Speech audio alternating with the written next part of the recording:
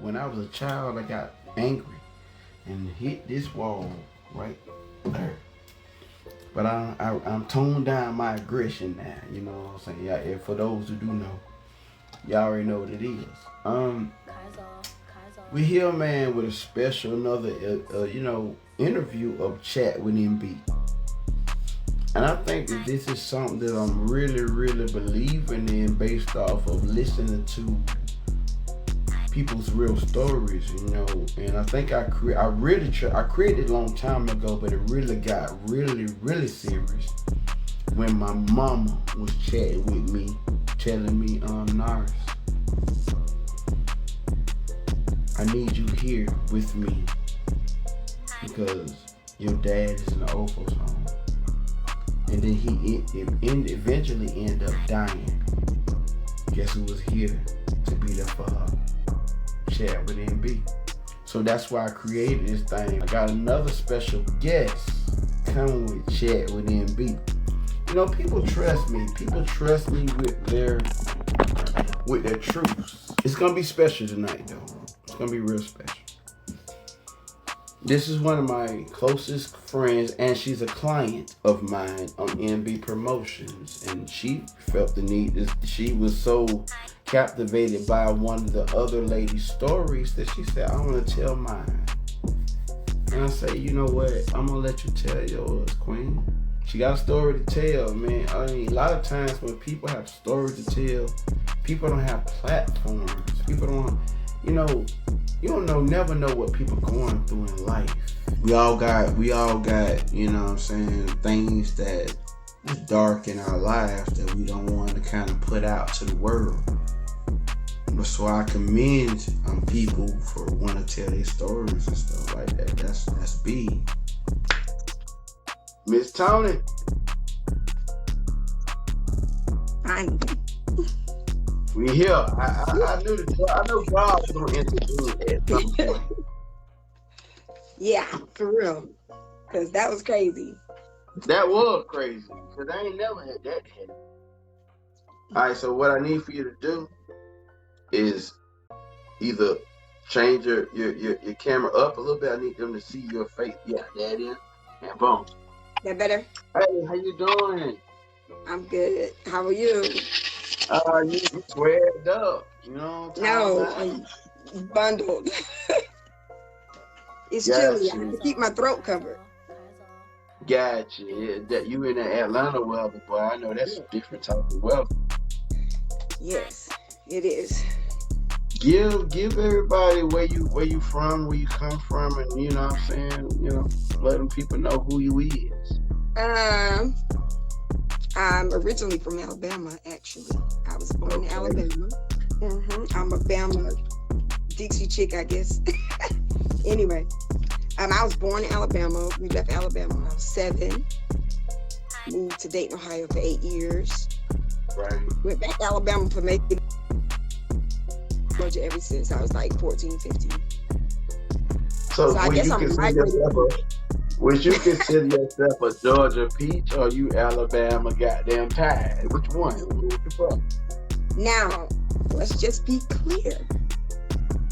In the heart, I'm Roll Tide. Roll Tide, baby. However, I do consider myself a migrated peach. I like how you use that, migrated peach. Yeah. That's good. That's good. Yeah. That's the stuff.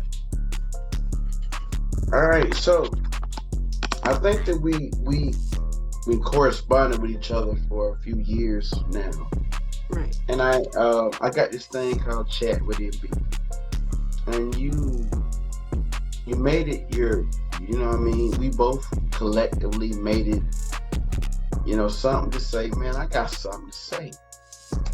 I got something to say. I got a story to tell. And I said to myself, I think your story should be told to the masses. And at the end of the day, we kings and queens. So we got to be able to look out for the little kings and queens. Thanks. You agree? I definitely agree. You got the floor. Well, I'm trying to figure out where to begin. I saw the title that was put on the live, and everybody out there has a story, and a lot of people of color. I'm gonna direct this toward people of color, because one of the biggest things that happen in families and people of color back in the day and still now is a lot of family secrets, a lot of things that transpire that people don't want to talk about. People don't want to tell. You don't tell what's going on behind this house. Don't tell none of the house business. Keep our business quiet. Whoop whoop, blah blah. And that's just how it was. That's the natural norm of how things were. But in the midst of so what do you mean by black? You're basically saying that black stuff that happens in the black community, black secrets, want to be hushed. They keep it hushed. Like, first of all, even today, you get a whooping, you better not go to school and tell nobody I whoop you. You understand what I'm saying? It's just more like keep family business in the house. You know what I'm saying? And that wasn't necessarily the case with me, but that is the seed that has been naturally planted, And I mean, my mom didn't tell me to keep this particular secret because she didn't know. My mom didn't know about what happened to me until I was 26 or mid 20s or so. When I was 5, she didn't know that I was molested by her boyfriend, one of her. Whoa. You saying you was molested? Yeah. When I was 5. Her boyfriend. Yeah. I'm gonna let that breathe for a minute, though. You gotta let that breathe for a minute. Yeah. That really hurt me to the point where I'm looking at, you know what I'm saying, all the stepchildren that I dealt with. Dang. Yeah.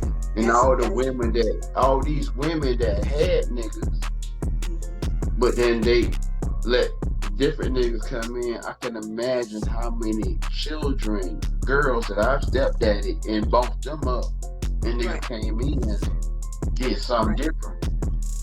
Yeah, it's amazing. I mean, to experience something like that's a violation at that particular age is, unexplainable.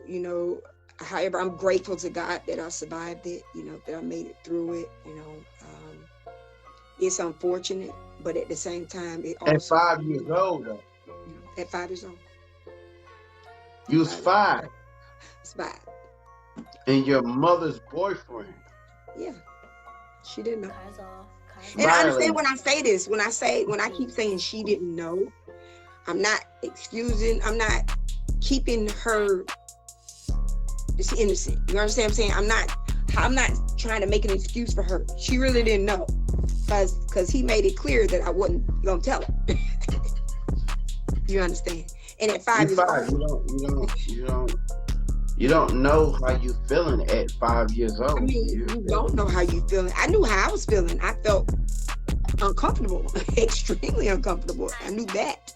I knew that it made me feel some type of way about myself, even if I didn't understand how to verbalize that, and it created things down the line throughout my life. But at 5 years old, and then I found out when I finally revealed it to my mom, I think I was probably 26 or 7 or so. I found out that my 2 sisters had went through the same thing with the same person.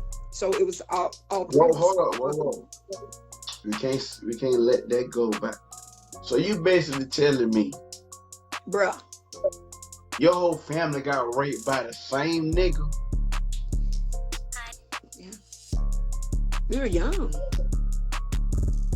Pretty much. I mean, well, he didn't penetrate anybody or anything like that, but he still contaminated. He still contaminated our innocence by violating us, in that way, So there was still a contamination. You still shifted our innocence. You know what I'm saying? You still planted a seed. You still tarnished a portion of us as young girls.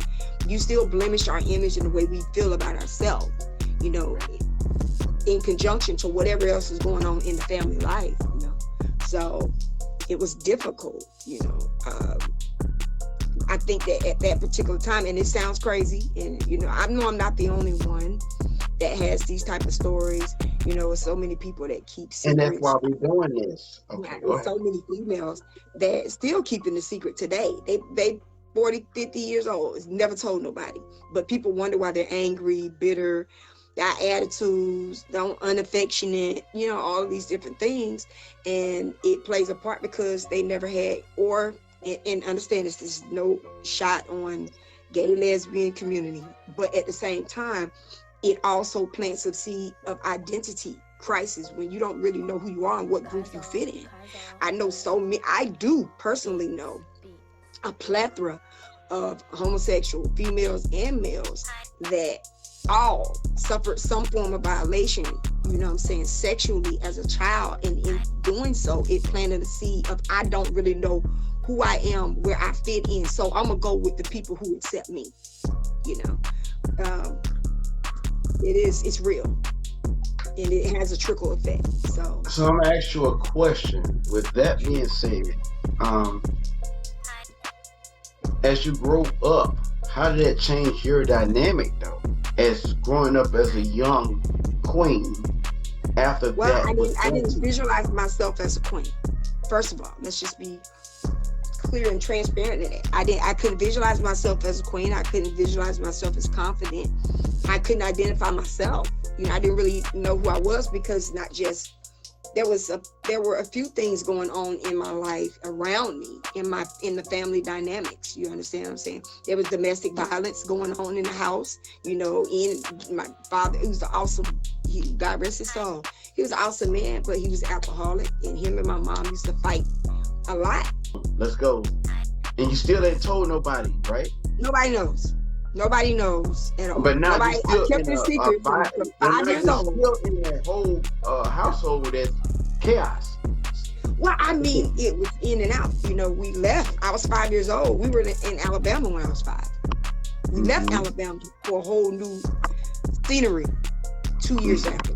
You know, and we moved to Dayton, Ohio.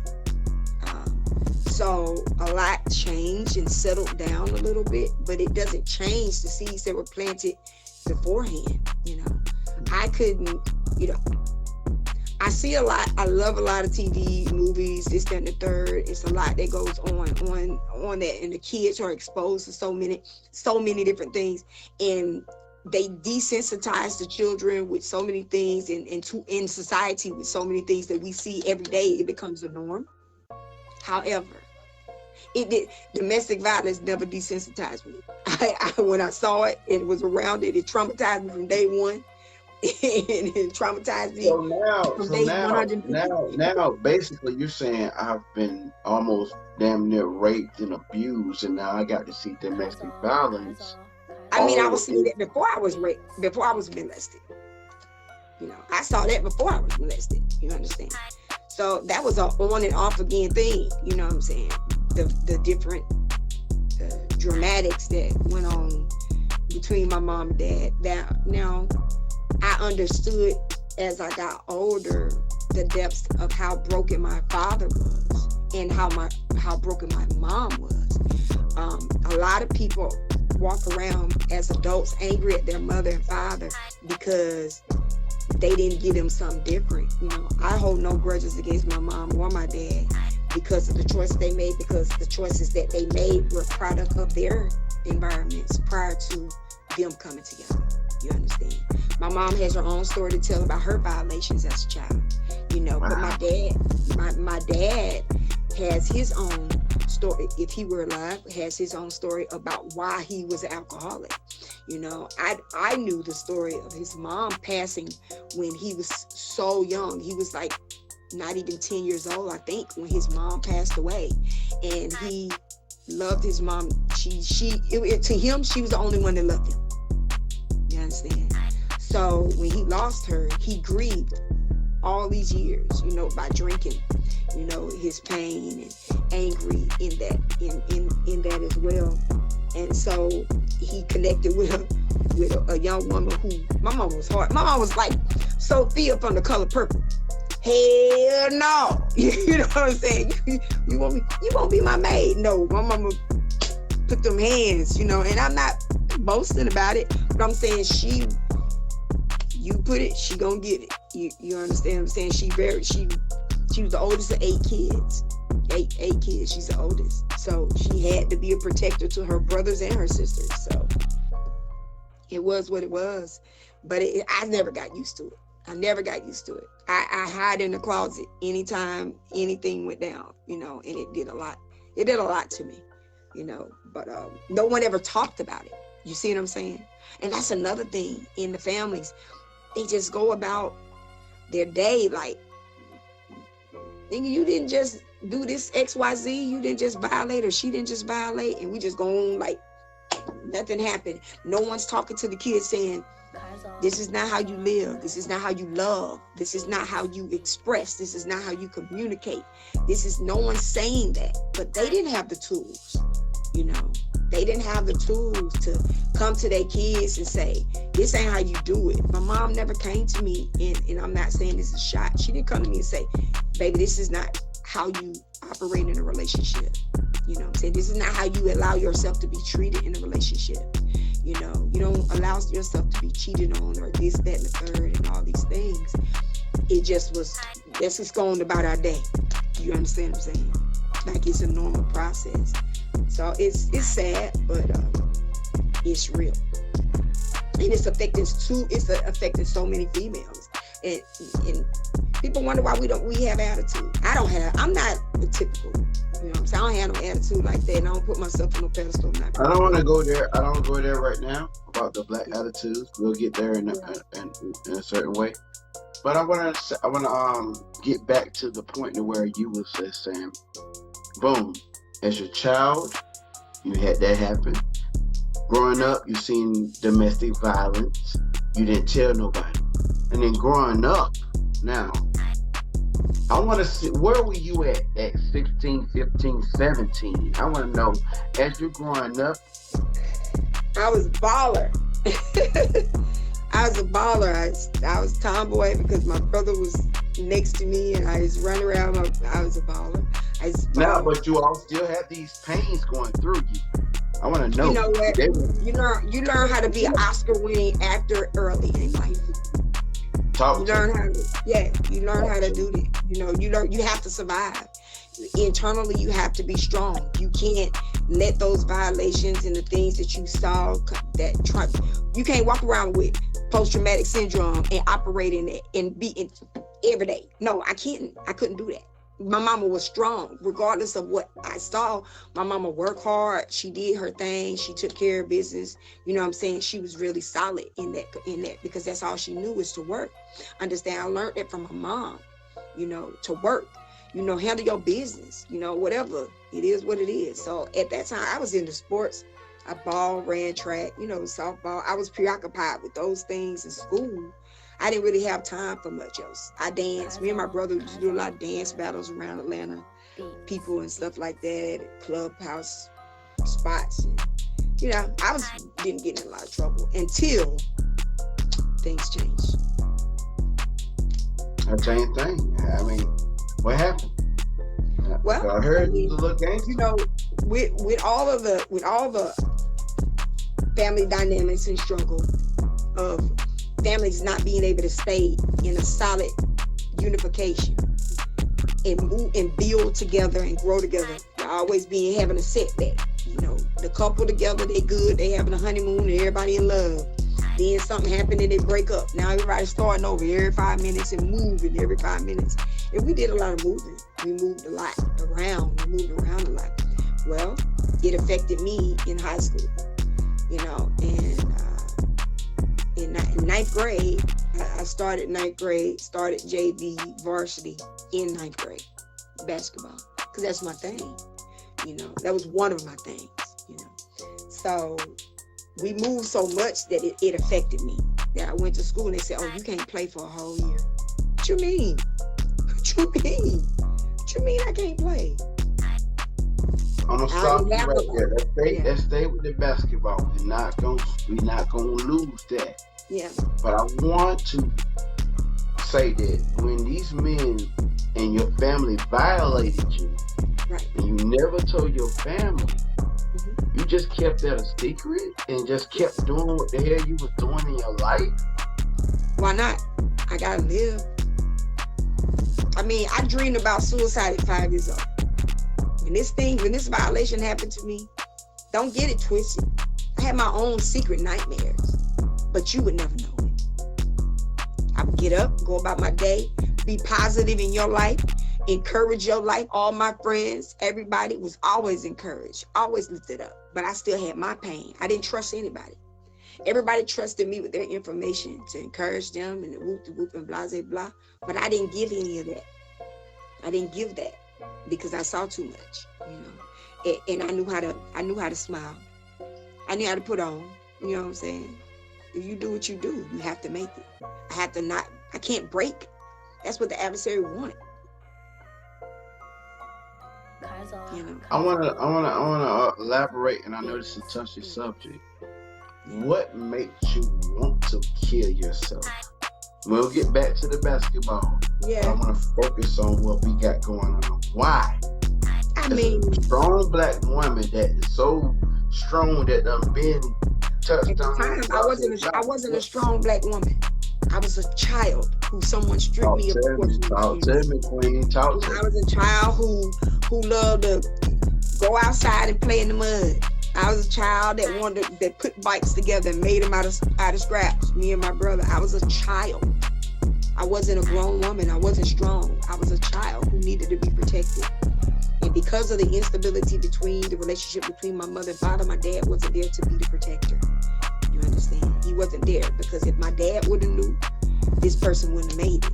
You understand what I'm saying? If he would have ever knew, but at the same time, you got to know that grown people know how to play on the psychosis of a child. If somebody comes to a child and say, I'm going to tell you something, you tell anybody what happened, I'm going to get you, and I'm going to get your daddy, and I'm going to get your mama. And you just thinking, I'm a child. I don't want that to happen to my daddy. I don't want that to happen to my mama. I love my brothers and sisters. I'm going to be real quiet. You understand what I'm saying? So threats, intimidation, psychological warfare, psychological games, it's real. True. Yeah. But they didn't know it was developing in that. I didn't know that. But I'm going to tell you something. I'm glad that none of that manifested as a child of you. And just for the people, when did you want to kill yourself? What age were you when you wanted to kill yourself? Well, I used to dream about it when I was 5, but the first time that I made an attempt was, I had to be maybe 19, 20-ish. Between 19 and 21. Based in the 19 and 21, we're going to go back to now, you're 17, 18. And we're going to move on to this whole story of you now understanding who you are. And we'll get to the point to where, all right, let's start. I didn't understand who I was for decades. I didn't get that because I allowed myself to repeat a generational curse for over a decade of my life. You understand? So I always said when I saw my mom and dad, go through their altercations, in my mind, when I'm by myself, oh, I ain't going through this. I promise you, I ain't going through this. I'm not having this. This ain't what's up. Didn't nobody have to tell me. This is what I said to me. But nevertheless, I ended up operating in a worship pattern. I end up being in a relationship. What age is this? Because I want to do a time. I was still in high school. How old? I was a junior, senior high school. All right, you about 16, 17. All right, continue. Yeah, I was 17 because I had my oldest son at 18. All right. The year that they told me I couldn't ball, I started skipping school. You know why? Why would you skip school?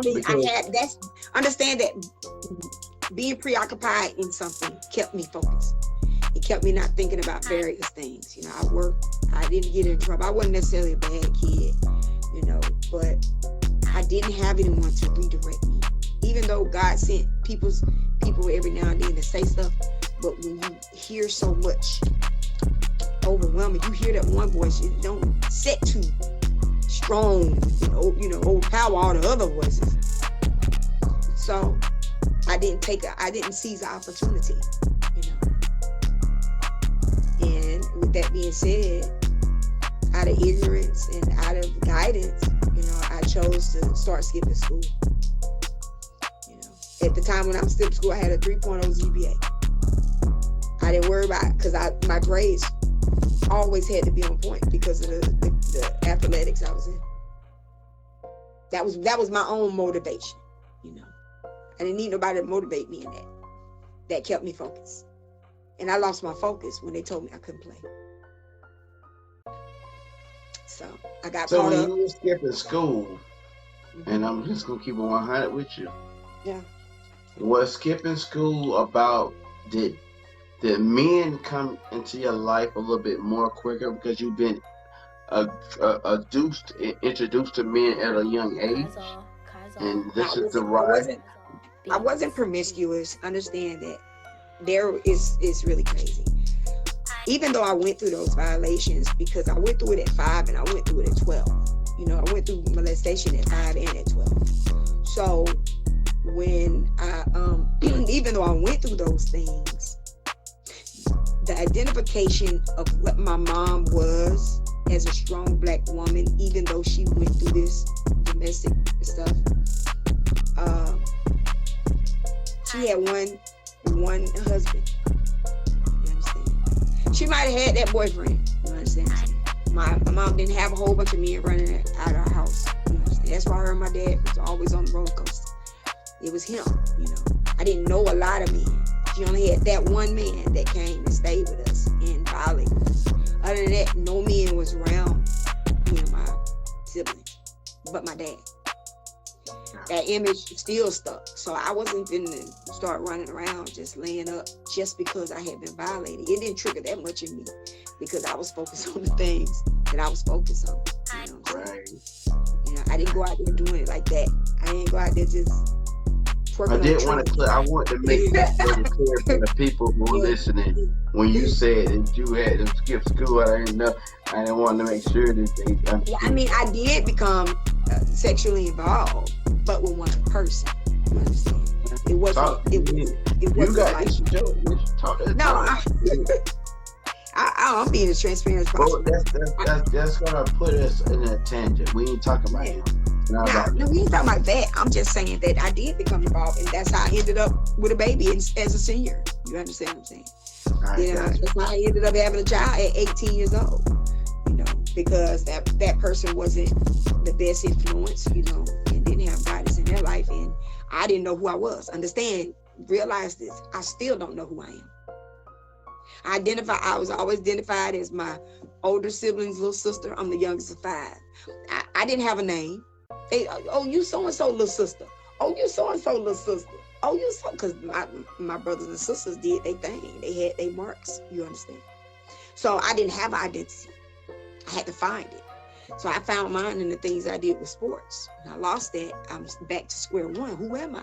I'm still broken. I never dealt with the issues I had. Now I'm vulnerable. But at the same time, that journey, that nightmare went on for years, being in that. What nightmares? Explain to the people. What nightmare? The nightmare of that relationship, because all I did was duplicate at a different level of intensity what my mom and dad. What relationship? My relationship with my kid's father. Okay. See, you gotta understand, people. I gotta make sure everybody. Yeah, it was intense. We were both young, both teenagers, but at the same time, the things that he had been exposed to were on a whole nother level. I wasn't even in the category of being exposed to in the streets and things like that. So again, you got a young lady who don't know who she is. She done moved around. She done been violated. She's just ripe for the picking. You know what I'm saying? She good, she faithful, she lost, this, that, and the third. So with that being said, it was taking advantage. I was taking advantage of that ignorance. Again, I didn't have anybody to sit me down and say this is not normal. Never had nobody. Because you had the father there. Was that an easy pickings for a nigga to come in and take advantage of you? I believe the inconsistency. My dad was always around, but not around. You understand? That means he was in the house, he was out the house. He was in the house, he was out the house. He was in the house. I mean, me and my dad was was dope. If your dad was in the house in that particular time, do you believe you've been raped? No, I don't. I'm asking the real questions. No, I don't. I don't. If he would have been around and been sober, you understand? There's a combination of those things. When I say sober, I mean all his pain, all his pain that he bared every day that he had no idea how to cope with. That made him present and not present at the same time. You understand what I'm saying? Because he would take himself away with his bottle, and at the same time, because he didn't know how to cope with the hurts. And he didn't have no one. In those days, nobody was communicating, talking about, what are you feeling? How do you feel?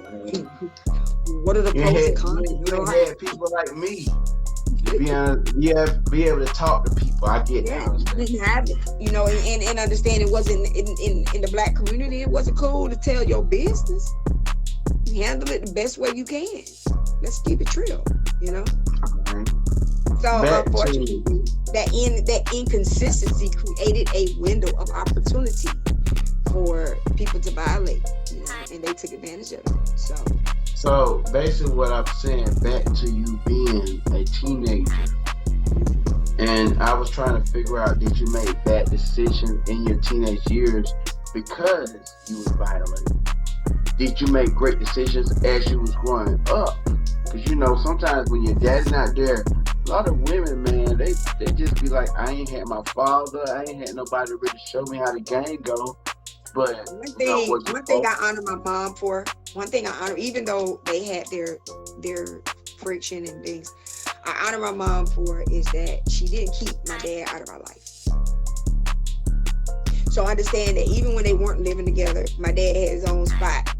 He made sure we come through, and stay with him and spend time with him. Understand, me and my dad was like tight. We had a bait farm. We had a garden.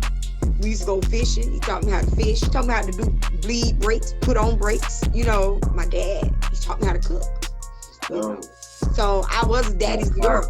I was daddy's girl. Even in the midst of those broken moments, my daddy taught me how to drive when I was 9, 10 years old. You see what I'm saying? My daddy was present, but it wasn't consistent. Still left opportunity for gaps to happen, and he still dealt with that brokenness up until his demise, and that was unfortunate for him. But we had a great relationship. We did have our moment, where as an adult, I'm saying, bro, you need to get it together because this is not what's up for your children. But at the same time, I love my daddy. My daddy was amazing. Yeah, he worked hard. He worked hard, whether he was in pain, whatever, he was dope. Yeah. Outside of the broken parts, yeah. So, but I still believe that created opportunity for me to. When it comes to, you said, I'm bringing back to something you said. You said, ask me, did I make bad decisions as a teenager? Understand this. I'm gonna tell you what I did as a teenager. I went to parties and dance battles. I went skating. I did basketball. I did track. I did softball. I had a job. I wasn't out here doing everything. I wasn't out here snorting. I wasn't smoking weed. I wasn't drinking. I wasn't getting drunk. I didn't do none of that. I wasn't laying up with Jimmy, Billy, Bob, Joe, and trying Susan. I didn't try Susan out. I wasn't doing all of those things. I was a typical chill, I was focused, even though I had these pains in me. So I didn't run around doing all kind of crazy stuff until. Oh, how did you deal with all that pain that you already went through? Right. Because a lot of people, children, with that type of thing, based off what age you were when you were doing all these things, I want to know. Stay busy. You stay busy. What age? What age? What age of what? Which age of what? When you had to realize you was doing all the stuff that you just told me. Yeah, I was doing all that stuff when I was in high school. What age? I had to be like 15, 16. I started driving when 12, 13. I'm going to tell you something. It took a special entity in you to understand something different. Continue. Yeah, I had friends, I hang out with, select few. But there was still you have your set of friends here, you have your set of friends there. But at the same time, I wasn't, all I want to do, I want to be 357. I want to be one of the 357 hammer girl. What you talking about? I'm gonna go. All right. I was trying to get it. I didn't have time to focus on my pain. I have time to think about every day this violation. It was just building up. So what age are you at this point? I'm still in high school before I got involved in an entanglement. I understand that this sense of humor also developed to cover up pain. It developed to cope with pain because I did not like alcohol. Beer smelled like pee to me. Weed stank. Speaking of alcohol, can you give me a motherfucking pause on this conversation? I need to get me right. This shit gonna be lit. That's a nice shit. I'm loving this company. Sorry, y'all. I'm back. I mean, I'm not saying I didn't drink, try it. I just didn't. I need to know. They tell me I'm finna be in dance battle. I need to know who I'm fighting, who I'm battling. I can't do it. But look, I'm doing it with you. I ain't drink no alcohol until I was 21. Nah, I didn't. Now I got a whole day. I drank alcohol before I was 21. I drank alcohol before I was 21. I just didn't get drunk. And I didn't necessarily enjoy the taste of it. And I didn't like the fact that I was unaware of what was going to be going on around me. Well, we're not going to talk about drinking right now, because that's not you. Let's focus on... that's not my thing. Yeah, right. So, with that being said, anyway, I moved forward regardless of what was going on internally. It just balled up. It just piled up. You just... Stuff just keep dumping. This is what? 19, 20, 21? No, I had job. I had to. This was rough. It was a lot going on between 17 and 19. There was a host of things going on. All right. So I'm asking you a question, right? Sure. I'm saying between 17 and 19, you going through rape, bullshit, abuse, damn near watching abuse. You out here in the world right now. When did you leave your mama house? I had to be 18 or 19 when I had my son. And I think I stayed with her off and on for maybe the first year of his life, off and on. It was in and out of her house. Did it affect your real life? Or the abuse that you watched in your family with your dad? All of it. All of it worked together to affect my life.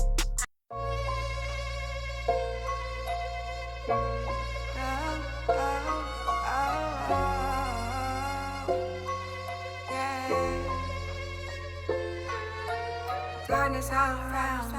I can't see any attack from the water. Sent by the enemy. Cars off.